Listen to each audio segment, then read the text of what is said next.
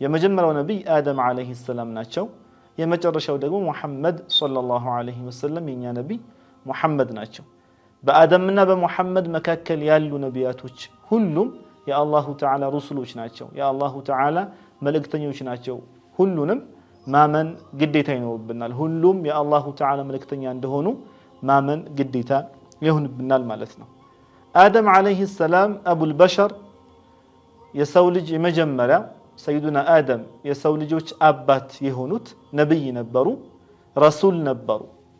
ለዛም ምን ይላሉ اتفقت كلمة المسلمين على أن سيدنا آدم عليه السلام هو أول أنبياء الله مسلموች ሁሉም ተስማምተዋል نبي الله آدم عليه السلام የመጀመሪያው ነብይ እንደሆኑ ከነቢያቶች የመጀመሪያው ነብይ አቡል በሸር አደም عليه السلام ናቸው ከሳቸው በፊት ሰው አልነበረም የመጀመሪያው ሰው እሳቸው ናቸው እሳቸውም ነብይ ነበሩ ረሱል ነበሩ ልጆቻቸውን ያስተዳድሩ የነበሩት በአላሁ ተዓላ ሸሪዓ ነው አላሁ ተዓላ ሸሪዓ ወርዶላቸው ልጆቻቸውን ሲያስተዳድሩ የነበሩት ሲያዙ የነበሩት ሲኖሩ የነበሩት በሸሪዓ ነው ሸሪዓውን በሳቸው ላይ ነው የወረደው ከሳቸው በፊት ሰው ስላልነበር የሚከተሉት ነብይ አልነበረም እሳቸው ናቸው የመጀመሪያው ነብይም ረሱልም ማለት ነው